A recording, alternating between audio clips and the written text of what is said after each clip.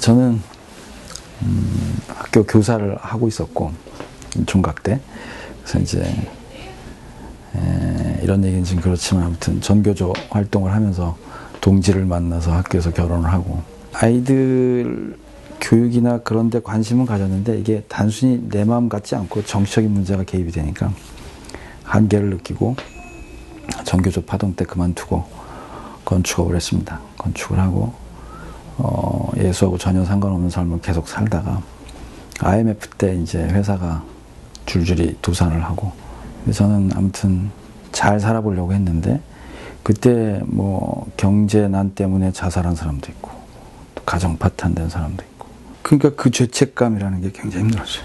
이제 직원이었던 저하고 동갑이었던 이제 무역하는 친구가 테이프를 하나 줬습니다. 테이프를 하나 줬는데 이제 그 테이프에 이런 얘기가 나오는 거예요.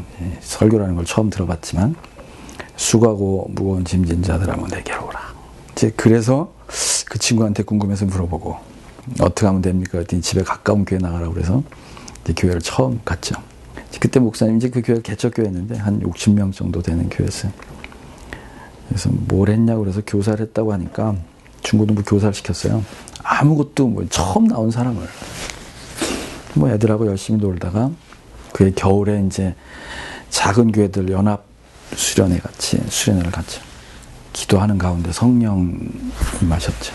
그래서 이제 하나님이 진짜로 계시는구나, 큰일 났다. 이때가 38살이었는데 그래서 이제 와이프를 불러놓고 이거 큰일 났다, 하나님 진짜 있다, 이거 헛살았네, 이제 앞으로 뭘 해도 하나님이 있다는 전제에서 살아야 되겠다. 이제 그렇게 해서 신앙생활이 시작됐습니다. 더 알고 싶어서 신학을 하게 됐고 신학을 하면서 이제 사역이라는 현장에 들어가게 되고 처음으로 사역을 하면서 청년들을 맡았는데 그때 청년 사역의 하나로 알파코스라는 것들을 한번 해보자 라는 제안을 받고 청년들을 데리고 임상적으로 한번 해봤습니다. 근데 이제 그때 아무튼 좋은 열매가 있었고 하나님이 만져주심이 있어서 이제 그때부터 사역을 알파 전문 사역을 한 10년 동안 했습니다. 알파만 했습니다. 알파 코스에 대해서 그래서 알파 코스로 인해서 많이는 아니겠지만 하나님이 역사하셔서 60명의 교회가 한 1000명 가까이 한 5년 사이에 성장하는 걸 옆에서 쭉 지켜보고 함께 했죠. 그래서 그렇게 교회가 커지고 성장하는 가운데 이제 알파에 제가 담당 사역자였고 또 담임 목사님이 계셨지만 이제 사역의 중심 가운데 오해도 있었고 담임 목사님하고 관계가 그렇게 좋지를 않게 됐습니다. 그래서 제가 이제 교회를 사임하고 이제 사임하는 과정에서 이제 교회를 시작하려는 마음은 없었지만 아무튼 주변에 여러분들이 함께 교회를 건강한 교회를 만들어 보자라는 뜻을 모아주시고 또 기도해 주셔서 어렵지 않게 교회라는 걸 시작하게 됐습니다. 그래서 하늘교회가 처음 이제 기도회를 하면서 교회를 같이 예배 공동체를 만들어 보자라고 할 때 그때 이제 기도 모임에 한 50명 정도가 같이 마음을 모아 주셔서 이제 송도 신도시에 교회를 개척하게 되고 교회에 대한 아픔이나 상처들이 많으신 분들, 특히 목회자에 대한 아픔이 꽤 많으신 분들이 이제 보다 건강한 그런 아픔이 없는 교회를 만들어 보자라는 취지에서 많은 분들이 같이 마음을 모아 주셨고 그래서 처음부터 건강한 교회라는 것들을 생각하고 시작을 했습니다. 사람들의 모습 속에서 건강한 교회를 하겠다고 해서 시작을 했습니다. 이제 시작을 하고 이제는 이제 7년 차 돼서 안식을 한번 했고 또 목사 재신임이라는 이제 그런 것도 만들어서 재신임 투표도 한번 했고 그리고 아무튼 민주적이고 투명한 교회를 만들어 보자고 그래서 정관이나 절차 같은 것들을 매우 건강하게 또 담임 목회자의 독선을 행하지 않도록 여러 장치를 하는 이제 그런 것들을 건강한 교회 모습이라고 생각을 하고 그렇게 시작을 해서 지금까지 오게 됐죠. 오게 됐는데 그게 과연 성경적인가에 대한 질문은 지금 하고 있습니다. 제도나 시스템이 아니라 이제는 진짜로 하나님 원하시는 성경적인 또 건강한 교회가 뭔지에 대한 본질을 찾으려고 애쓰고 있고 어떤 그런 교회입니다, 지금은. 네. 처음 개척을 할 때 성도들이 여러분이 이렇게 글을 써주셨습니다. 이런 목사님이 돼주세요. 이제 가슴 아픈 얘기인데, 이제 그때 받았던 종이들이 이 내용들을 보니까 그야말로 진짜 유치원 수준의 거짓말하지 마세요. 또 뭐 여자 문제, 돈 문제, 아주 기본적인 도덕을 지킬 수 있는 그런 수준의 목사님을 요구했습니다. 그러니까 쉬운 말로 사고 치지 않는, 사고만 안 쳐도 좋은 목사 수준이 그런 수준이었습니다. 그래서 이게 지금 한국교회 현실일 수도 있고 성도들이 바라보는 목회자의 상이라고 생각을 했습니다. 그래서 그때 생각은 내가 목사로서 부름받아 혹은 목회자로서 부름받아서 사역을 하게 되면 물론 성도들이 원하는 게 꼭 건강한 건 아니지만 그래도 과정에 있어서 이미 상처받은 사람들을 향하여 왜 상처받았어 하면 되는 게 아니고 누군가 아무튼 이걸 받아주고 품어줘야 되니까 성도들이 요구하는 것들을 그렇게 품고 갈 수 있으면 가자라는 마음을 가져서 성도들이 요구하는 이상으로서 제가 다 내려놓고 시작을 했습니다.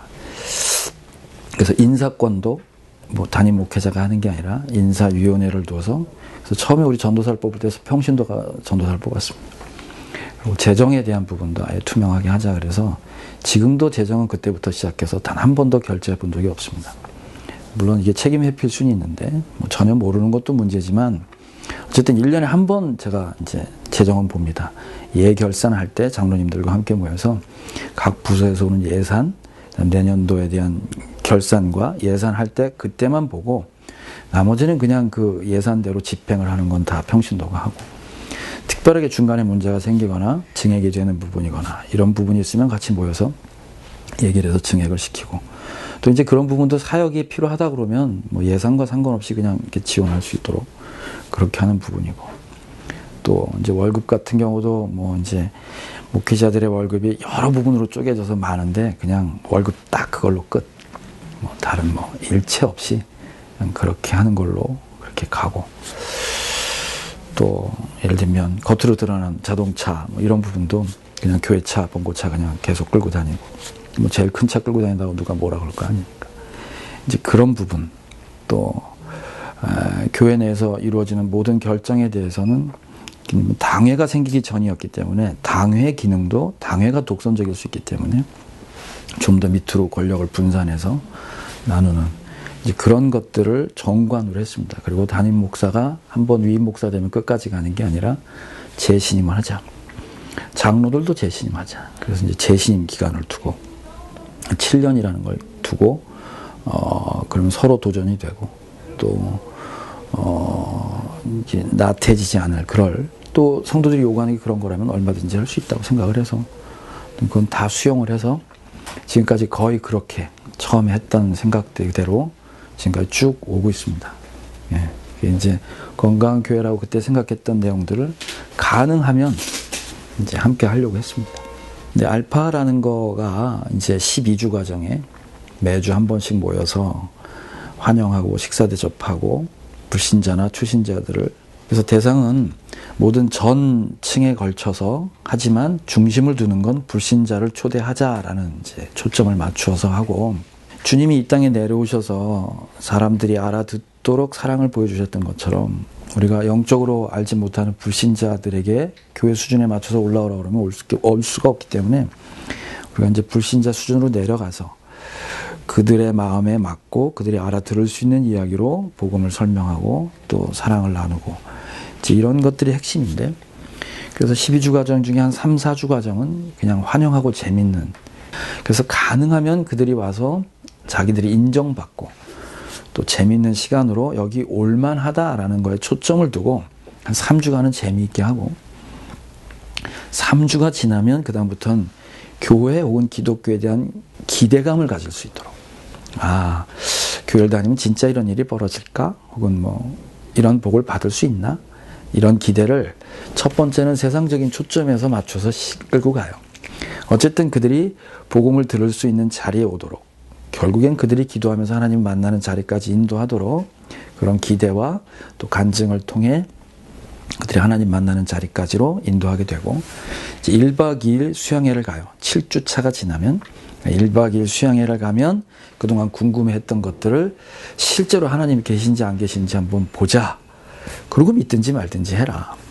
기도를 하나씩 가르쳐주기 시작하고 또 마음을 여는 여러 가지 프로그램을 통해 그들이 마음을 열고 실제로 하나님을 부르짖고 이제 그런 가운데 실제로 성령 세례가 임하고 또 악한 영이 떠나가고 병이 치유되는 초대교회 역사가 실제로 벌어지는 것들을 경험하고 옆에서 보면서 많은 변화가 있고 이제 그런 경험이 끝나고 나면 마지막 4주가 남는데 그 4주는 이제 교회 정착 또 실제로 궁금했던 것들에 대한 것들을 서로 나누게 되는 이제 그런 과정을 통해서 불신자가 교회에 정착하게 되고 또 잘 몰랐던 분들이 하나님을 인격적으로 만나게 되고 이제 그런 뜨거움들이 이제 교회에 묻어나고 이제 그런 과정이 알파 코스이기도 합니다.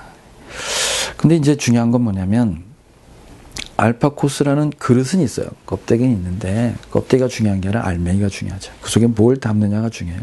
물론 껍데기도 중요하다고 생각합니다. 호두 껍데기 없는 호두는 또 호두가 아니니까. 그러니까 알파라는 구조의 껍데기는 있지만 그 안에 담고 있는 원리가 또 핵심이 또 그 복음이 그 무엇인가가 중요한 것 같아요.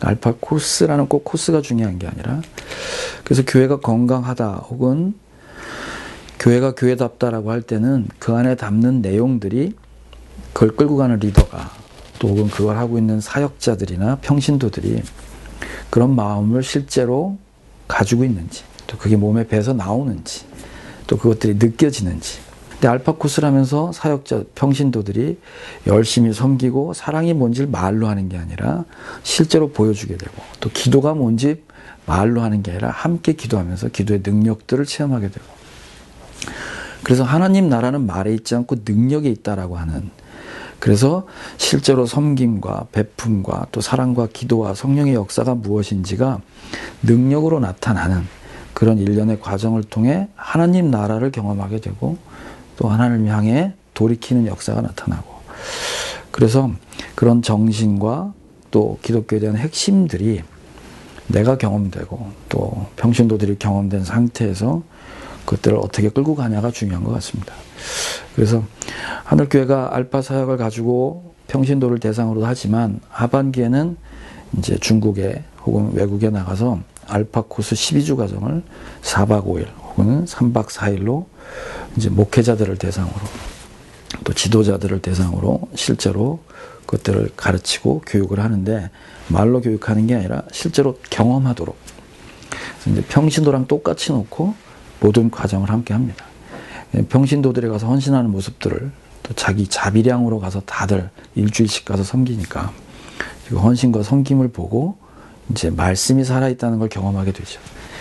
이제 교육을 받는 게 아니라 실제로 말씀이 실체화돼서 사람을 통해 나타나는 걸 경험하게 되니까 목회자뿐 아니라 많은 분들이 실제로 변화가 되고 또 그게 뭔지를 알게 되고 이제 그런 것들을 통해 이제 그런 영성이 또 하나님 살아계시다는 것들이 또 평신도가 얼만큼 사역을 할 수 있는지에 대한 것들을 다 경험하게 됩니다. 그래서 이제 우리 교인들이 갖고 있는 자부심은 본인들은 평신도지만 외국에 나가 사역하게 되면 지도자와 목회자들을 섬기면서 그 목회자와 지도자들이 평신도를 우러러볼 때 뭐 목회자보다 훨씬 더 근사해 보이고 더 훨씬 헌신된 모습을 볼 때 본인들이 이제 평신도 사역자로서 또 자부감도 갖게 되고 또 이제 그런 것들이 이제 끈끈하게 묶여져서 그런 공동체가 되는 게 아닌가 싶습니다. 알파 사역은 이제 그런 사역입니다. 예.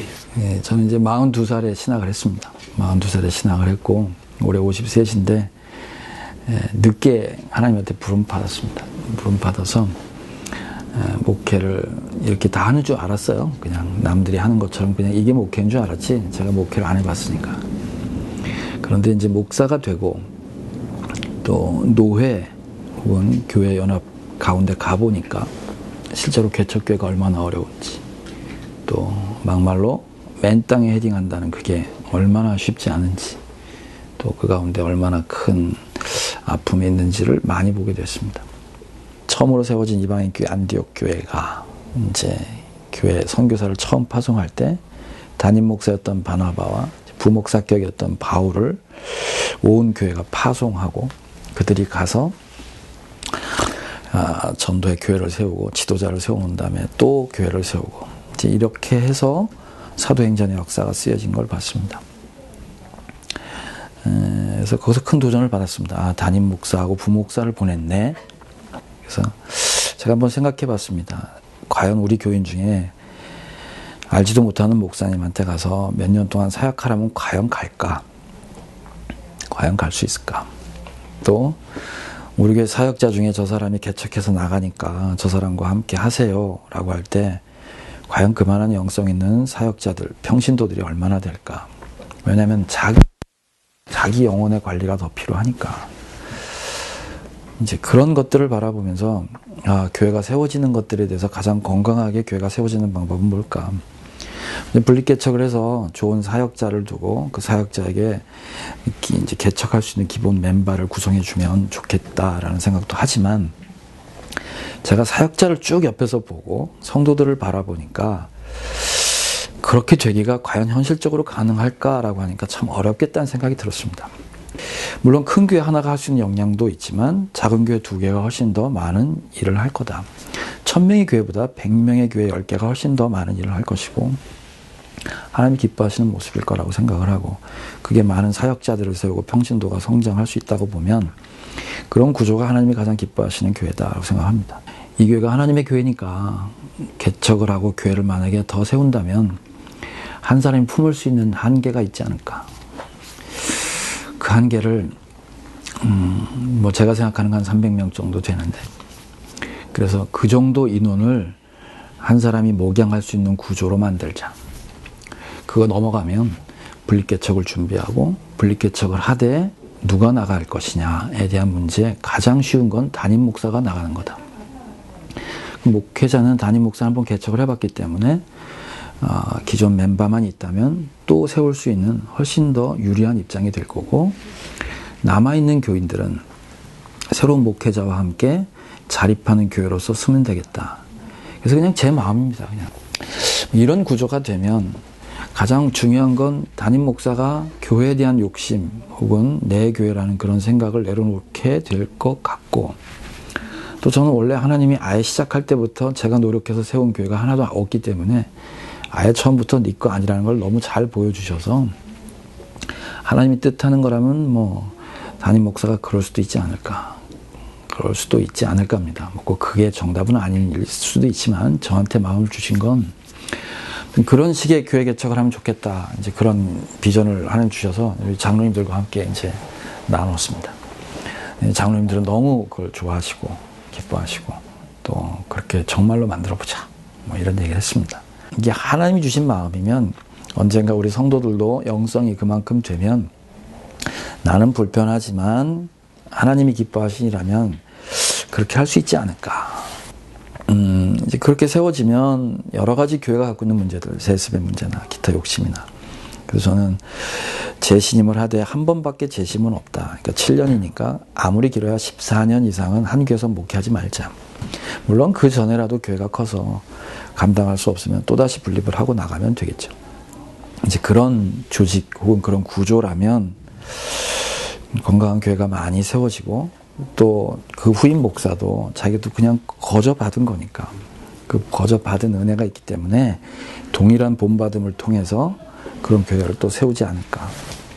중요한 건 이게 개인의 마음이 아니라 하나님의 마음이었으면 좋겠고 또 성도들이 안디옥 교회가 온 교회가 성령으로 하나 돼서 파송했던 것처럼 이제 그런 마음이 생기면 좋겠다라는 거고요. 교회 비전은 교인들이 예수를 믿어 들어온 사람들이 성숙되어 가는 과정, 제자 만드는 과정을 꼭 밟아야 되는데 세상 속에 살던 사람이 세상과 타협하지 않을 정도로 성숙해보자. 7,000명 안에 300명의 기도의 용사처럼 말씀으로 승부하는 사람들, 주님을 따라가는 그런 성숙한 교회가 되자. 또 이제 교회 성장을 놓고 따지면 건강한 7,000명의 성도, 그런데 그 7,000명이 한 교회가 아니라 12개 교회로 나눠서 아무리 많아야 500~600명이 넘지 않는 교회, 그래서 7,000명의 교회를 만들고 300명의 선교사를 파송해보자. 또 교회 자체 내에서 그런 비전을 갖고 있다 보니까 또 선교사로서 또 신학을 하겠다고 헌신하는 분들도 여러 분 나오시고 또 그분들이 그렇게 자리 잡을 수 있도록 해주는 게 이제 그 교회 비전과 관련되어서 하는 일이고, 교회 안에서 말씀 준비하고 또 기도하면서 살았지만 안식을 딱 해보니 첫 한 달 동안은 설교 준비 안 하는 죄책감, 이게 목사가 이래도 되나 싶었는데 한 달이 지나고 나서부터 저를 보기 시작했습니다. 그동안은 닥친 일, 매일같이 돌아오는 설교 준비, 행사 준비, 이런 것들 때문에 정신없이 쭉 달려왔고, 지금 제가 온 게 잘 왔다고 생각했는데 바깥에서 이제 한 달이 지나서 저를 보게 됐습니다. 보게 됐고, 안식 기간 동안에 이제 쉼도 있었고 여러 군데 보기도 했고, 매주 다른 교회를 가서 예배를 드리는 은혜를 가졌습니다. 건강하고 좋다는 교회는 다 가봤습니다. 다 가보고 그 교회에 어떤 영성이 있는지, 또 예배가 어떤지, 이런 것들을 보면서 하늘교회를 다시 보게 되고, 또 저 모습을 객관적으로 볼 수 있는 하나님의 은혜를 주셨습니다. 그래서 과연 정말로 우리 교회가 영혼을 불러내서 제자를 삼는 이 일에 내 몸과 마음이 그렇게 몸에 배 있는가, 또 성도를 내가 얼만큼 사랑한다고 말은 하지만 실제로 사랑하는 사역을 했는가에 대한 도전을 주셔서 안식 그 기간 동안에 큰 저한테 돌이킴의 역사와 또 목회자로서 지금까지 했던 게 전반전이라고 한다면 후반전을 뭘 보고 가야 되는지를 분명히 보여주셨습니다. 목사로 부른 이유는 목사를 세우는 게 아니라 목사를 통해 성도를 세우고 그 성도가 교회를 세우게 하는 게 목회구나, 이걸 알았습니다. 그동안 목사가 건강하고 목사가 잘 되면 성도도 잘 되는 줄 알았어요.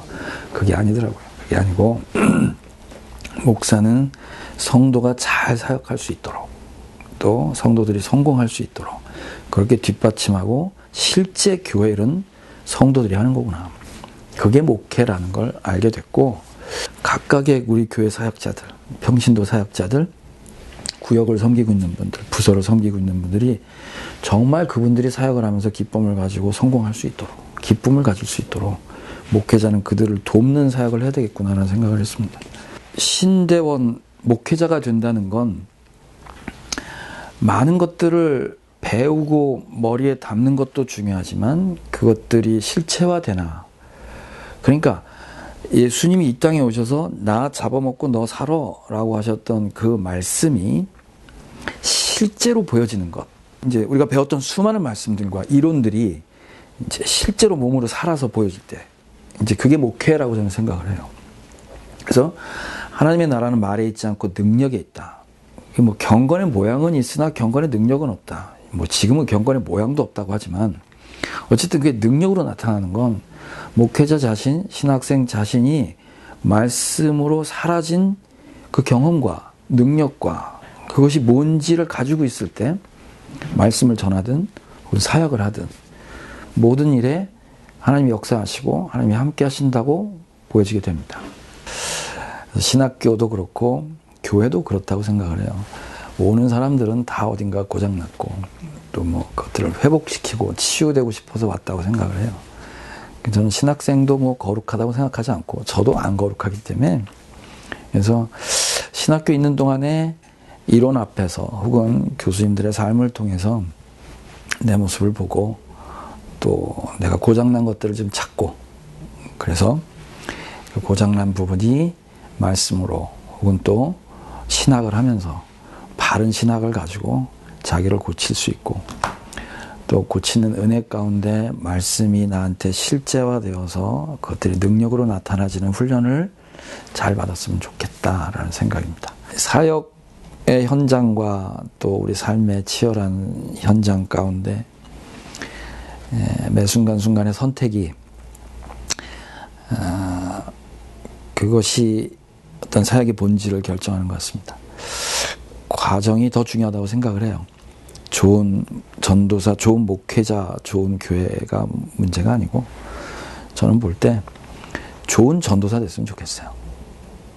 좋은 목사 되려고 하지 말고 진짜 좋은 전도사로서 충성되고 그다음에 자기가 처한 환경 가운데 최선을 다하는 모습을 봤으면 좋겠다라는 기대를 합니다.